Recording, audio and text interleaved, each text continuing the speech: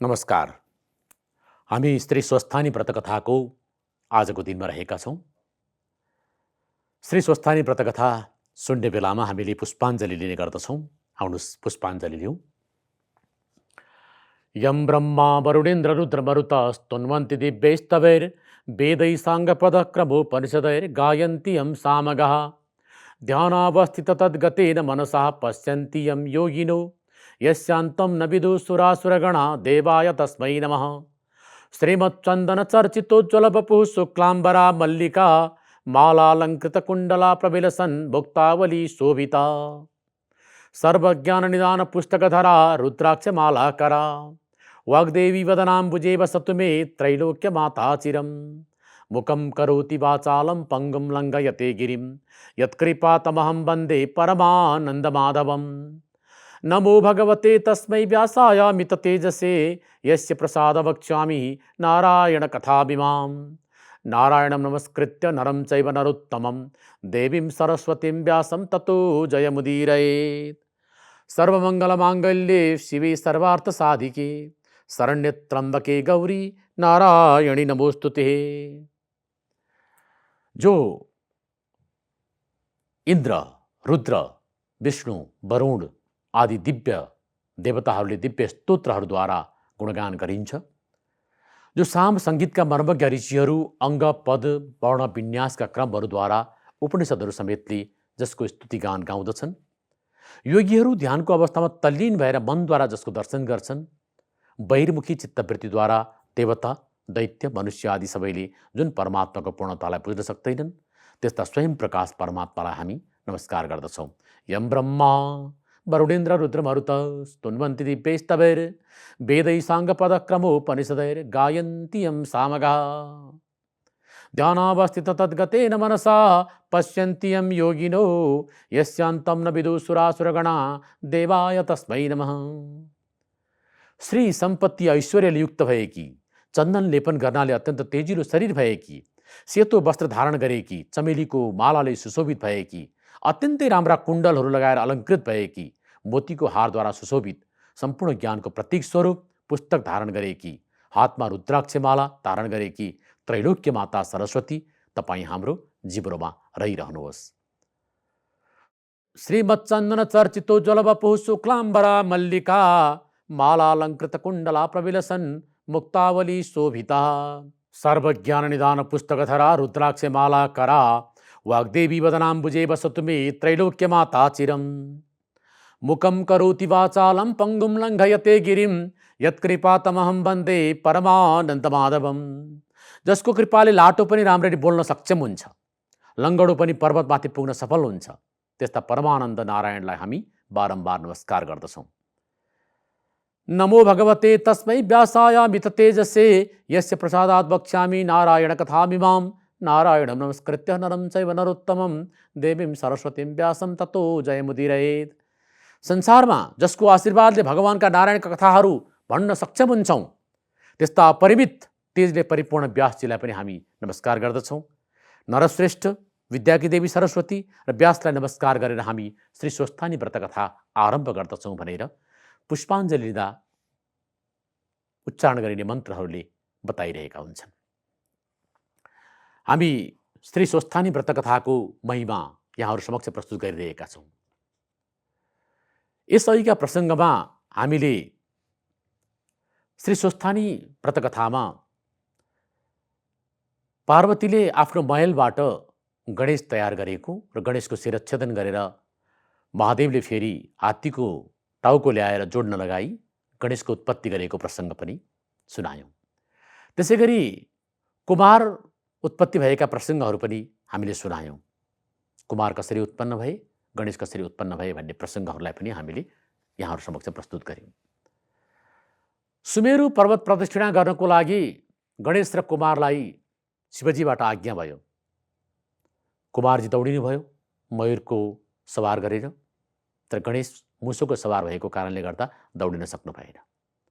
त्यसै कारणले उहाँले सुमेरु पर्वत मानेर आफ्नै पिता माताको वरिपरि घुमेर 3 पटक प्रदक्षिणा गर्नुभयो र गणेशजी उच्च स्थानमा पुग्ने देवता रहनुभयो। हरेक सत्कार्यहरू गर्दा गणेशजीको पूजा अग्रिम भागमा हुनुपर्दछ भनेर स्थापना पनि भयो। उता सुमेरु प्रदक्षिणा गर्न गएका कुमार नायकाले गङ्गाले चिन्तित हुँदै श्री महादेवसँग विन्ती गरिन्, हे ईश्वर, गणेशलाई वरदान दिनुभयो, मेरो पुत्र कुमार भने आइपुगेन। यस्तो सुनि श्री महादेव आज्ञा गर्नुहुन्छ, हे गङ्गा, श्री स्वस्थानी परमेश्वरीका व्रत गर अनि तिम्रो पुत्र आउनेछ, नत्र आउने छैन। यस्तो सुनि गङ्गाले हौस् भनी विधि सोधिन् पूजा गर्ने। पौष शुक्ल पूर्णिमाका दिनदेखि हात गोडाका नङ काटी स्नान गरी शुचि भई एकभक्त रही एकचित्त गरी मेरो पुत्र कुमार चाँडै घर आइपुगोस् भनी नित्य मध्याह्न कालमा श्री महादेवको पूजा गर्न लागिन्। महिना दिन पुग्यो। माघ शुक्ल पूर्णिमाका दिन 108 रोटी, 108 अक्षता, 108 बेली पुष्प, 108 जनै, 108 पान, 108 कोक्टा सुपारी, 108 जात जातका फूल, धूप, दीप, नैवेद्य सबै सामग्री तयार गरी आरसीमा ओमकार लेखी श्री स्वस्थानी परमेश्वरीको पूजा गर्न लागिन्। सबै पूजा गरी स्तुति गरी प्रसाद झिक्न लाग्दा श्री स्वस्थानी परमेश्वरीको व्रतका प्रभावले त्यसै समयमा कुमार टुप्लुक्क आइपुगे। तब गङ्गाले धन्य श्री स्वस्थानी परमेश्वरी भनी स्वस्थानी परमेश्वरीको आराधना गरिन्। कुमारलाई व्रतको टीका लगाई प्रसाद र आशीर्वाद पनि दिइन्। कुमारले श्री महादेवसित गई साष्टाङ्ग प्रणाम गरी, हे पिता, मलाई पनि वरदान दिनुहोस् भने। यस्तो सुनि श्री महादेवले, हे कुमार, स्वर्ग, मर्त्य र पाताल तिनै लोकमा कसैले केही कार्य गर्दा गणेशको पूजा गरेपछि अरूको भन्दा पहिले तिम्रो पूजा गरे मात्र कार्य सिद्ध होस्, नत्र नहोस् भनी वरदान दिए। गणेशजी भन्दा पछि कुमारको श्रेणी निर्धारण भयो। यसरी कुमारजीबाट अगस्त्य मुनिले शिव पार्वतीको विवाह, गणेशजी र कुमारजीको प्रादुर्भाव लगायतका कथा सुनेपछि अगस्त्य मुनि फेरि विन्ती गर्दछन्, हे कुमारजी, तारकासुर दैत्यले कसको तपस्या गरेर वरदान पायो त? इन्द्रको अमरावतीसँग कसरी जित्यो त? फेरि कसले कसरी त्यसको वध गर्यो त? इन्द्रले पुनः अमरावती प्राप्त गर्न कसरी समर्थ भए त? यो सबै वृत्तान्त आज्ञा होस् प्रभु। यस्तो सुनि कुमारजी आज्ञा गर्नुहुन्छ। कश्यप ऋषिको पुत्र तारकासुर दैत्य दुग्ध प्रवाह नामको तीर्थमा स्नान गर्न गएको थियो। हे अगस्त्य मुनि, त्यहाँ पेची मुनिले तपस्या गरिरहेको देखेर तारकासुरलाई पनि तपस्या गर्न मन लाग्यो र उनले पेची मुनिलाई सोध्यो, हे मुनीश्वर, तपाईँले तपस्या गर्नुभएको देखेर मलाई पनि तपस्या गर्न साह्रै मन लाग्यो। त्यसैले कहाँ गएर कसको तपस्या गर्न उपयुक्त होला त्यसबारे बताई म माथि कृपा गर्नुहोस्। यस्तो सुनि पेची मुनि भन्दछन्, हे तारकासुर, त तपस्या गर्ने भए दुग्ध प्रभा नामको तीर्थको सिरानमा हिमालय पर्वत छ, त्यहाँ गएर ब्रह्माजीको तपस्या गर। त्यस्तो सुनि तारकासुर त्यतैबाट हिमालय पर्वतमा गयो।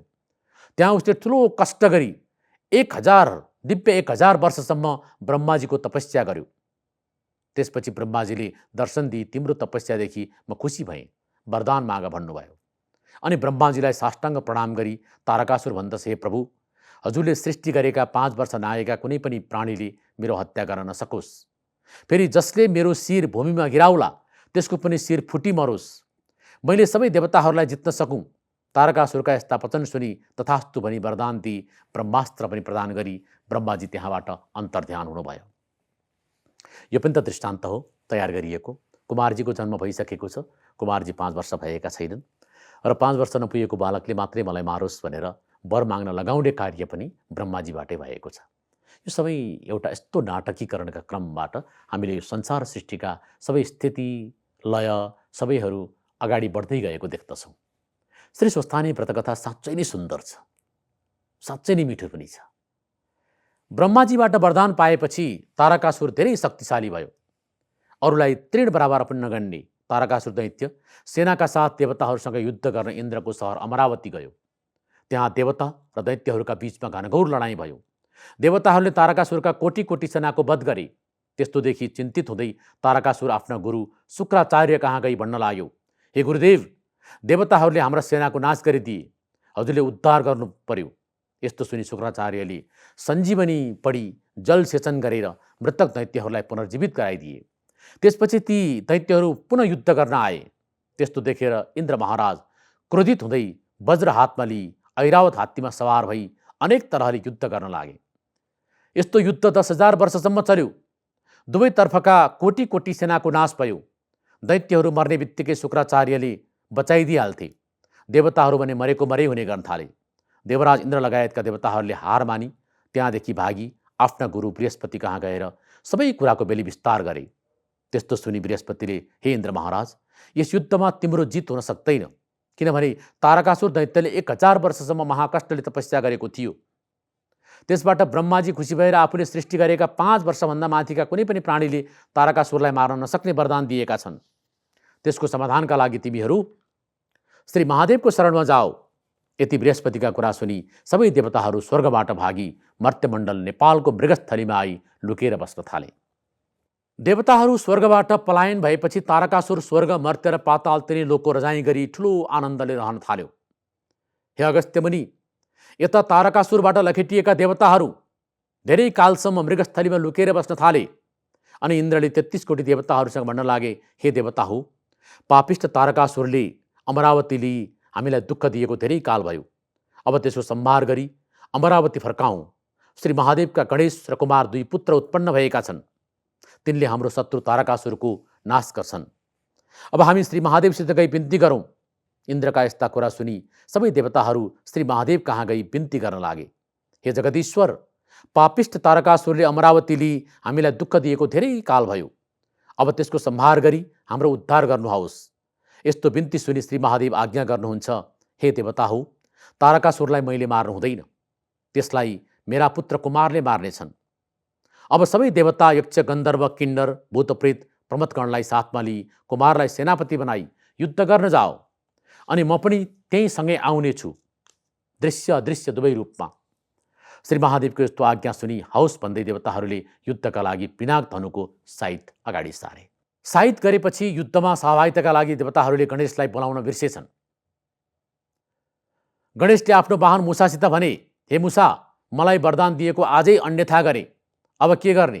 त्यस्तो सुनि, हे गणनाथ, अन्यथा गरेको होइन, तपाईँलाई भन्न बिर्से, म गएर सम्झाइ आउँछु भनी मुसो गएर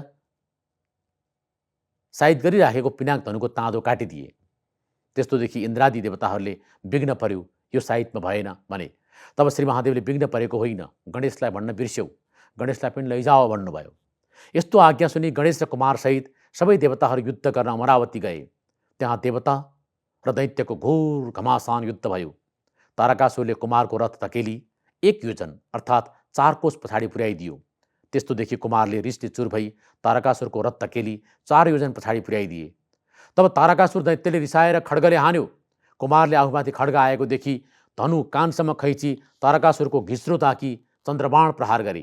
किनकि सूर्य अस्थायी, रातका तारा नदेखिने बेलामा पारी प्रहार गरिएको त्यस बाणले तारकासुरको शिर काटिदियो। ठिक त्यसै बेला श्री महादेवले तुरुन्तै गई तारकासुरको शिर भुइँमा पर्न नपाउँदै समाती हातमा लिनुभयो। तारकासुरको गिँड मात्र भुइँमा लड्यो। त्यस्तोदेखि दैत्य सैनिकहरू 10 दिशातिर भागी आफ्नो ज्यान जोगाउन लागि परे।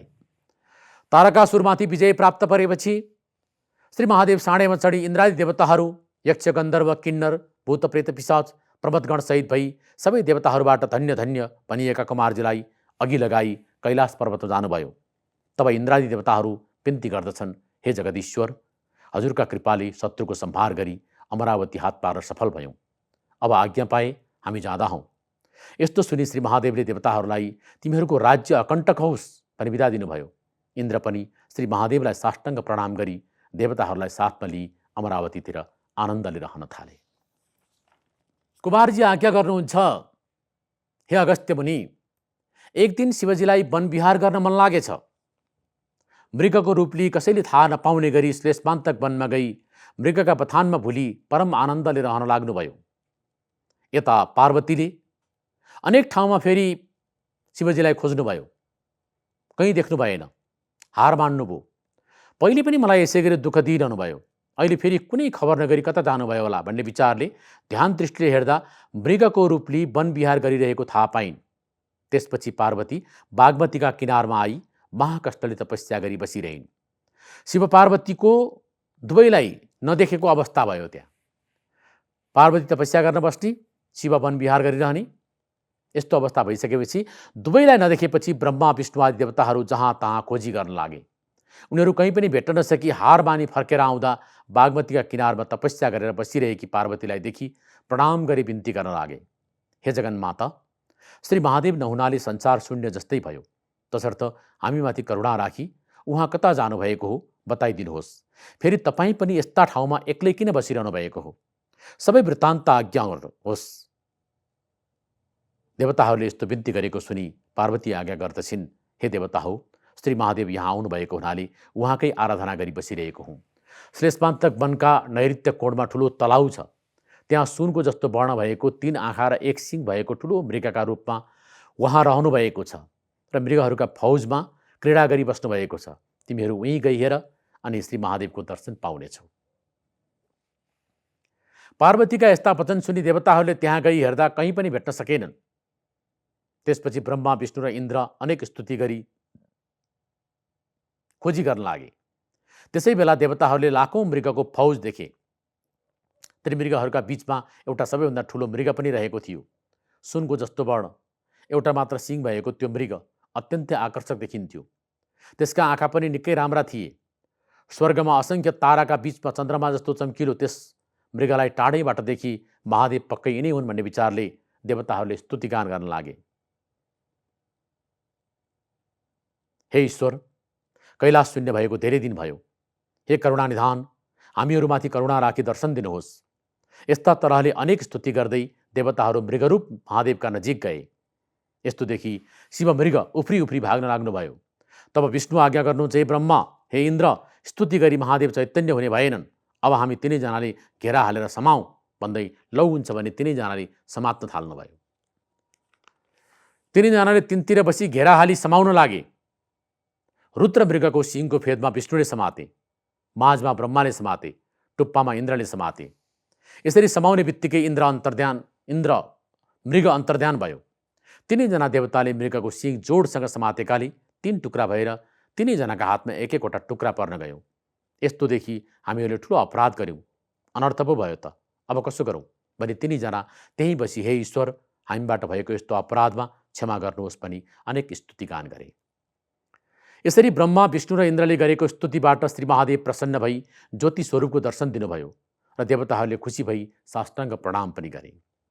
श्री महादेव आज्ञा गर्नुहुन्छ, हे देवताहरू हो, तिमीहरूको स्तुतिदेखि म प्रसन्न भएँ, वरदान माग।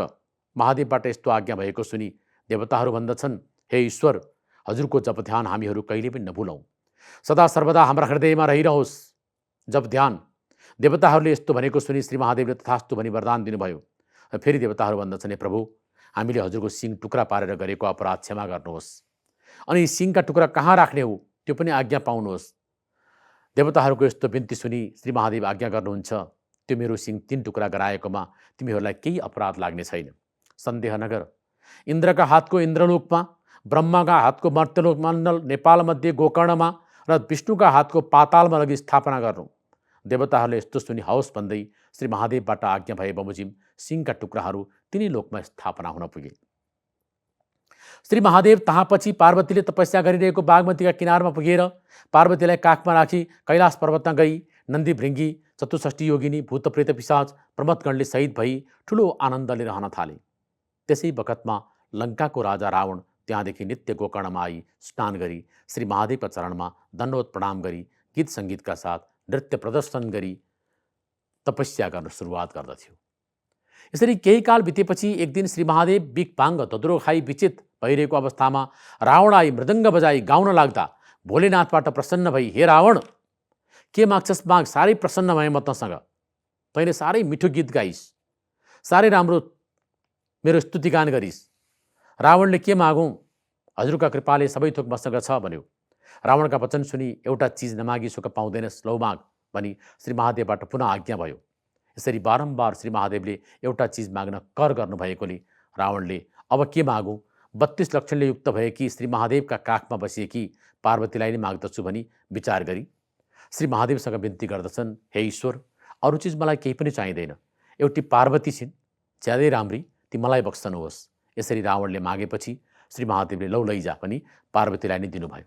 त्यसपछि जगन्माता पार्वतीलाई पीठमा बोकी श्री महादेवसँग विदा भई रावण लङ्कातर्फ गयो।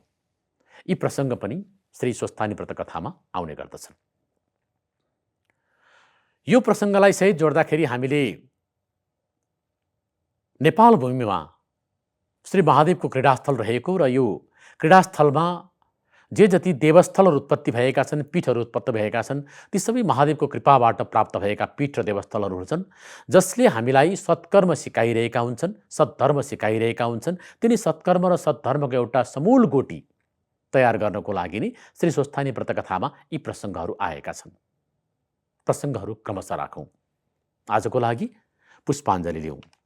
उपनयतु मङ्गलं व सकल जगन्मङ्गलालय श्रीमान् दिनकर किरण निबोधित नवनलिन दिन नवेक्षण कृष्ण काले वर्षतु पर्जन्यः पृथिवी सस्यशालिनी देशोऽयं क्षोभरहितो ब्राह्मणा सन्तु निर्भया अपुत्रा पुत्रिणः सन्तु पुत्रिणः सन्तु पौत्रिणः निर्धना सदना सन्तु जीवन्तु शरदां शतं तत्रैव गंगा यमुना च तत्र गोदावरी सिन्धु सरस्वती च तीर्थानि सर्वाणि वसन्ति तत्र यत्राच्युतोदार कथा प्रसङ्गः या कुन्देन्दु तुषारहारधवला या शुभ्रवस्त्रावृता या वीणावरदण्डमण्डितकरा या श्वेतपद्मासना या ब्रह्माच्युतशङ्कर प्रभृतिभिर्देवैः सदा वन्दिता सा मां पातु सरस्वती भगवती निःशेषजाड्यापहा कायेन वाचा मनसेन्द्रियर्वा बुद्ध्यात्मना वा प्रकृते स्वभावत् करोमि यत् यत् सकलं परस्मै नारायणायति समर्पयामि। हामीले जे जति कर्महरू गर्छौँ ती सबै श्री स्वस्थानी देवीमा नै समर्पण गर्दछौँ। श्री स्वस्थानी देवीको आजको महिमा यति नै। नमस्कार।